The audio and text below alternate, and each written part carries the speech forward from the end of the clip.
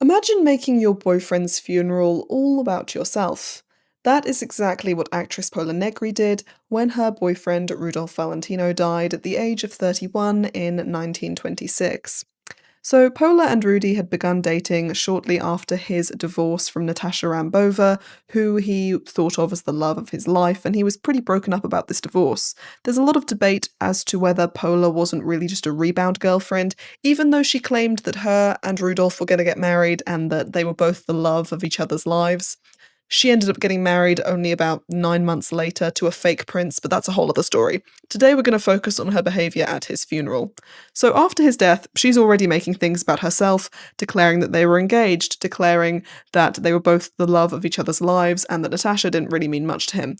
Then at the funeral, she faints a lot, and some people say that it's over 20 times, some people say it's around a dozen times, some people say it's about 7 times, but she was definitely hamming it up a bit. There was points where people could see that she was waiting for the cameras to be trained on her just to swoon for effect.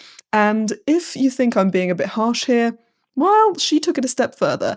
On his coffin, she had a massive set of flowers put out that spelled out Polar. And this sparked all kinds of fury from Rudy's legions of female fans. And let's face it, whenever there's a guy who's hot and famous, the female fans always hate the girlfriend, and so they had been waiting for this opportunity. I remember reading an article where they had asked women, this magazine had asked women to write in about their opinions on Pola following the funeral, and one woman actually said, "I would love to throw a brick at her." Brutal but honest, am I right?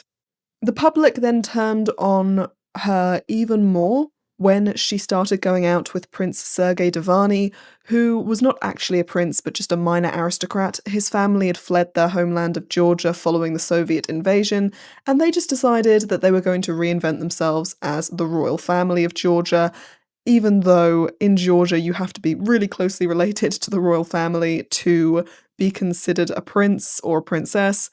The whole lot of them married their way through high society, and Sergei would go on to marry an opera singer after this.